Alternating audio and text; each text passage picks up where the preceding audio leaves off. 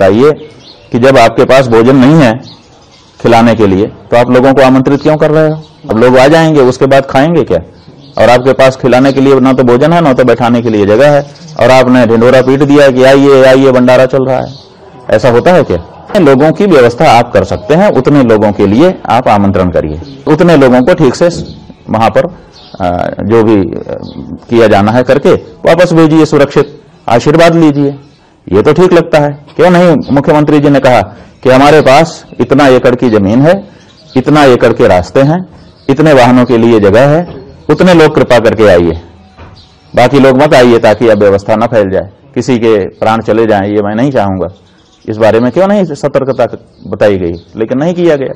आखिर व्यवस्था क्या होती है? यहां तक कि लोग मर गए तो उस मृत्यु को छिपाने का भी काम आपके द्वारा किया गया, जो घोर अपराध था। तो ऐसी परिस्थिति में कोई अगर इसको कोई संज्ञा देता है तो हम गलत नहीं कह पाएंगे। মহাকুম্ভকে মৃত্যু কুম্ভ বলে কটাক্ষ মমতা বন্দ্যোপাধ্যায়। পাল্টা জবাব যোগী আদিত্যনাথের।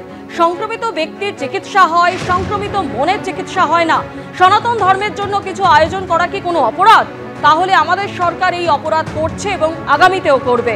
আমরা বিশ্বাস করি এদেশে সনাতন ধর্ম রাষ্ট্রীয় ধর্ম, বললেন যোগী আদিত্যনাথ।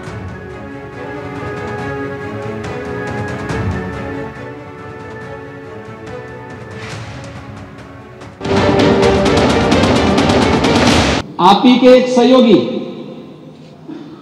श्री लालू यादव जी कह रहे हैं, अरे ये सब कुंभ का क्या कोई मतलब है, फालतू का कुंभ है। इनके एक और सहयोगी उससे भी 2 कदम आगे आकर के कहती हैं कि महाकुंभ मृत्यु कुंभ में बदल गया है। ये क्या है? ये क्या है? महोदय, मैं ये जानना चाहता हूं कि क्या सनातन धर्म का अनुयायी बनना या सनातन धर्म के किसी आयोजन को भव्यता के साथ करना क्या कोई अपराध है? और अगर अपराध है तो हमारी सरकार इस अपराध को कर रही है और आगे भी करेगी। क्योंकि हम लोग ये मानते हैं सनातन धर्म इस देश का राष्ट्रीय धर्म है। हम लोग इस बात को मानते हैं कि संक्रमित व्यक्ति का उपचार हो सकता है, संक्रमित सोच का उपचार नहीं हो सकता। মহাকুম্ভ আমি নাইবা বললাম, ওটা এখন মৃত্যু কুম্ভ হয়ে গেছে,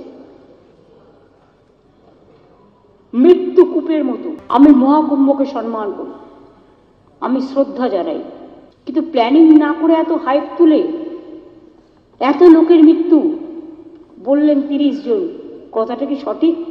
কত ডেড বডি ভাসিয়ে দিয়েছেন নদীতে?